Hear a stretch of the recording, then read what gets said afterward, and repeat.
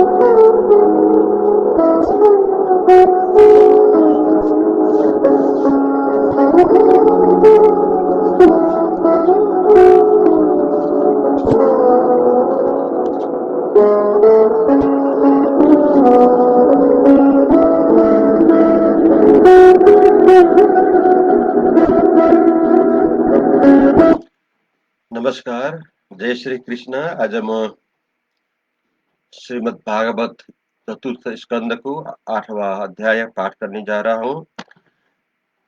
इसमें आज हम ध्रुव चरित्र के विषय में श्रवण करेंगे। जिम ध्रुव बालक ने कियो जप हरि भक्त अपार, जस प्रभु भर प्रमुदित भय सो अष्टम सुख सार। दक्ष की कन्याओं के वंश कहने के प्रसंग से दक्ष यज्ञ की कथा कही, पुत्रियों के वंश के प्रसंग में होने वाली ध्रुव जी की कथा 5 अध्याय में वर्णन करते हैं। यहाँ इस 8वें अध्याय में अपनी सौतेली माता के दुर्वचनों से रोष युक्त होकर ध्रुव जी ने पूर से निकल बनने जाकर तप द्वारा भगवान को प्रसन्न किया, यह कथा वर्णन की है।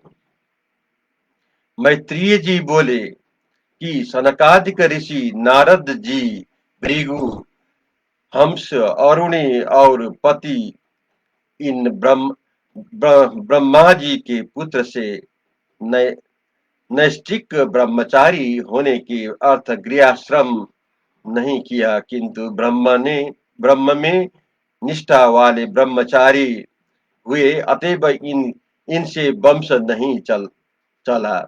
हे शत्रुघ्न, ब्रह्मा जी का पुत्र अधर्म भी था। उसकी मृषा नाम, दम्ब नाम और माया नाम कन्या हुई। उन दोनों बहन भाइयों को पति और पत्नी बनाकर नृति ने गोद लिया। उसके कोई सुत नहीं था। दम्ब की माया नाम श्री से, लोभ नाम सुत, निकृति नाम कन्या हुई। लोभ के निकृत नाम श्री से क्रोध नाम सुत और हिंसा नाम कन्या हुई। क्रोध से हिंसा नाम श्री से कलि नाम सुत और दुरुक्ति नाम कन्या हुई। काली की दुरुक्ति नाम श्री से मया नाम सुत और मृत्यु नाम पुत्री उत्पन्न हुई। यह मृत्यु नाम श्री से निरय नाम पुत्र और यातना नाम की पुत्र उत्पन्न हुई। ये अनग संक्षेप से यह प्रति सर्ग वर्णन किया है। जो कोई पुरुष 3-4 अधर्म को वंशावली को सुने, उसके शरीर का सब मल दूर हो जाता है। हे कुरुकुल नंदन, अब पुण्य कीर्ति वाले ब्रह्मा जी के अंश से उत्पन्न हुए स्वयंभू मनु का वंश वर्णन करता हूँ, सो सुनिए। वासुदेव भगवान के अंश से शतरूपा के पति स्वयंभू मनु के विश्व की रक्षा करने से तत्पर प्रियव्रत और उत्तानपाद नामक दो पुत्र हुए। राजा उत्तानपाद जी की सुनीति और सुरुचि नाम वाली दो स्त्रियां थी। उनमें सुरुचि रानी राजा को बहुत प्यारी थी और सुनीति प्यारी नहीं थी। इसका पुत्र ध्रुव था। एक समय राजा उत्तानपाद सुरुचि के पुत्र उत्तम को गोद में बिठाए प्यार कर रहा था। इस अंतर में ध्रुव जी जाकर राजा की गोद में बैठने को उद्धत हुए कि उतने में अपनी सौत के ध्रुव को पिता की गोद में चलने की इच्छा करते भय देखकर अत्यंत अभिमान युक्त होकर राजा के सुनते रानी सुरुचि ईर्ष्या के भरे वचन कहने लगी। सुरुचि बोली, हे वत्स, तुम राजा पुत्र हो, परंतु राजा के सिंहासन पर बैठने योग्य नहीं हो, क्योंकि हमारी कुक्षी से तुमने जन्म नहीं लिया। जो तू राजा के सिंहासन पर बैठने की इच्छा करता है तो तप करके विष्णु भगवान को प्रसन्न कर उन्हीं से ये वरदान मांगा कि सुरुचि माता के गर्भ से जन्म लेऊं। जब भगवान तुझे वर देंगे तब तू मेरे गर्भ में आकर जन्म लेवेगा। इस प्रकार गद्दी के बैठने का अधिकारी होगा। अपनी सौतेली माता के इन दुर्वचन रूप बाणों से बिंधा हुआ, क्रोध से श्वास लेता हुआ, मौन साधे हुए अपने पिता के छोड़कर रोता हुआ ध्रुव माता सुनीति के समीप गया। अपने पुत्र ध्रुव को श्वास लेता हुआ देखकर माता सुनीति ने दौड़कर अपनी गोद में उसे उठा लिया और सौत ने जो कुछ उसको कहा था तो पूर्ववासियों के मुख से सुनकर वह अति दुखित भई और सौत के वचन को स्मरण करती हुई कमल समान शोभायमान नेत्रों से आंसुओं की धारा बहने लगे। अब सुनीति अपने अपने पुत्र से कहने लगी, हे बेटा, औरों का अपराध मन में न मानो। जो जन औरों को दुख पहुंचता है उसका फल उसे अवश्य भोगनी ही पड़ता है। हे पुत्र, हमारी सौत ने जो वचन कहा है सो सत्य कहा है। इससे तुम मत्सर भाव त्याग कर धैर्य धारण करो।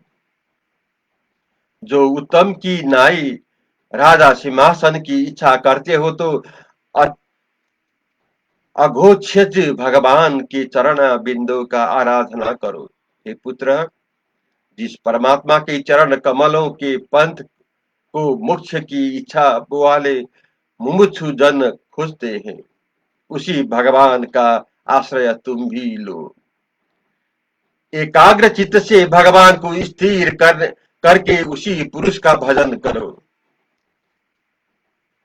मैत्रेय जी कहने लगे, इस प्रकार माता के कहे हुए प्रयोजन साधक वचनों को सुनकर और माता को विलाप करते देखकर ध्रुव जी ने बुद्धि से अपने मन को रोका और पिता के पुर से बाहर चल दिए। नारद जी यह बात सुन ध्रुव के नगर से बाहर निकालते ही ध्रुव के पास आए और उसके मन की अभिलाषा को जानकर उसके सिर पर अपना पापनाशक हाथ रखकर आश्चर्य पूर्वक बोले, अहो, बड़े आश्चर्य की बात है कि क्षत्रियों में ऐसा तेज है जो मान भंग को नहीं सह सकते, क्योंकि यह बालक भी अपनी सौतेली माता के दुर्वचनों के हृदय में कैसा धारण करता है। नारद जी बोले, हे राजकुमार, अभी तुम बालक हो। खेलने वाले बालक का कोई अपमान व सम्मान करे तो उसमें हमको कुछ बुरा भला नहीं देख पड़ता। माना मानापमान का मानता केवल अज्ञानी ही से है। इसलिए पुरुष को यह समझना कि जगत में सुख और दुख एक अपने कर्मों से ही होता है। तुम तो माता के कहने से जिस परमात्मा को प्रसन्न करने जाते हो, उसको मुनि लोग तीव्र योग समाधि से अनेक जन्मों से ढूंढते हैं, तो भी नहीं जान सकते। इस कारण हठ छोड़ दो, क्योंकि यह तुम्हारा हठ निष्फल है। योग साधन का समय वृद्धावस्था आवे तब तक के लिए यत्न करोगे तो सफल होगा। जिसके भाग्य में दैव ने जो कुछ किया है, उसी अपने प्रारब्ध से मिले हुए सुख दुख से अपने मन को प्रसन्न रखता हुआ मनुष्य मोक्ष फल प्राप्त कर सकता है। यह सुनकर ध्रुव जी नाराज जी से बोले कि सुख दुख से हत चित्त वाले पुरुषों पर दया करके आपने यह ऐसा शांति मार्ग दिखाया है कि जो हम सर के पुरुषों को देख पड़ना कठिन है। तो भी घोर क्षेत्रीय स्वभाव वाले मुझ दुर्बीतित के हृदय में यह अपना कहा हुआ ज्ञान ठहर नहीं सकता है, क्योंकि मेरा हृदय सुरुचि के दुर्वचन का बाणों से बींधा पड़ा है। हे ब्राह्मण, जहां हमारे पिता और अन्य कोई भी आज तक न गए हो, ऐसे त्रिभुवन के उत्तम पद को जीतने का मेरा मनोरथ है, सो मुझको यह श्रेष्ठ मार्ग बताइए। निश्चय आप भगवान ब्रह्मा जी के अंग से उत्पन्न हुए पुत्र हो। संसार के हित के हेतु बिना हाथ में लिए सूर्य की नाई विचरते रहते हो, फिर मेरे ही लिए आप संसार में क्यों फांसते हो। मैत्रेय बोले। ध्रुव जी के ऐसे मधुर वचन सुनकर नारद जी बहुत प्रसन्न हुए और कृपा कर उस बालक से स्नेहमय सत्य वचन कहे।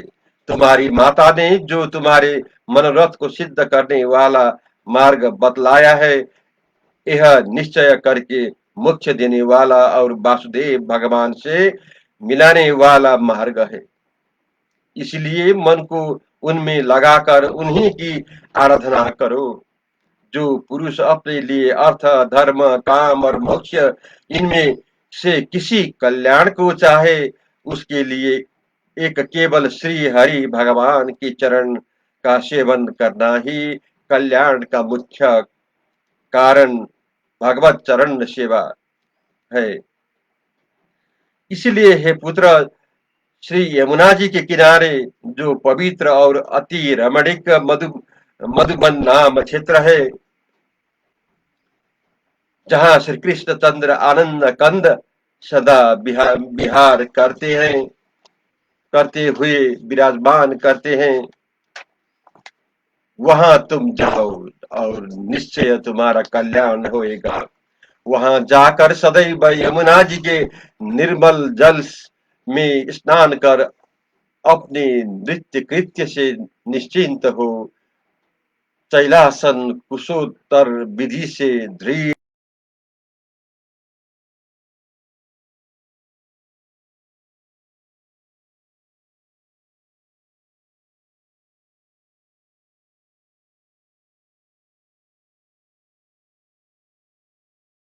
करके धीर मन से गुरु अर्थात बड़ों से बड़े श्री कृष्ण भगवान का ध्यान करो। इस